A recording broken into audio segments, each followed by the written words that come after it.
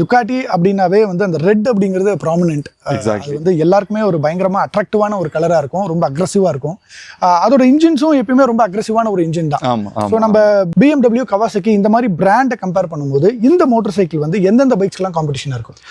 இந்த particular desert X பார்த்தீங்கன்னா more off road orient model. So இது வந்து ஆஃப்ரிக்கா ட்வின் ஈக்குவல் காம்படிஷன்.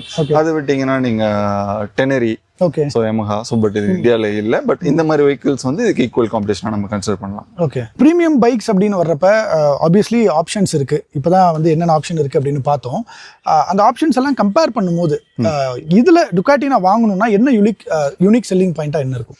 டுக்காட்டியை பொறுத்த வரைக்கும் ஃபார்மோஸ்ட் அந்த பிராண்டோட மெயின் இது வந்து பர்ஃபார்மன்ஸ். ஓகே, நீங்கள் எனி டுக்காட்டி பைக் பார்த்தீங்கன்னா பர்ஃபார்மன்ஸ் கண்டிப்பாக டாப் நாச்சாக இருக்கும். ஓகே, ஸோ இந்த பர்டிகுலர் மாடல் பொறுத்த வரைக்கும் பார்த்தீங்கன்னா இது வந்து மோர் ஆஃப் ரோட் ஓரியன்ட் அப்படின்றதுனால ஆஃப் ரோட்ல வந்து ரோட்ல யூஸ் பண்ணும்போது வந்து கொஞ்சம் ஒரு சில ப்ராப்ளம்ஸ் ஃபேஸ் பண்ணுவாங்க, சில ஹேண்ட்லிங் ஓரியன்ட் இஷ்யூஸ் இருக்கும். பட் இந்த வண்டியை பொறுத்த வரைக்கும் ஆஃப் ரோட்ல எவ்வளோ ஈக்குவலி நல்லா இருக்கோ அதே மாதிரி ரோட்லயும் நல்லா இருக்கும். ஸோ இதோட ஹேண்ட்லிங் கிட்டத்தட்ட ஒரு அட்வென்ச்சர் பைக் இல்லை கிட்டத்தட்ட ஒரு சூப்பர் ஸ்போர்ட்டோட ஹேண்ட்லிங் கூட நீங்க எதிர்பார்க்கலாம்.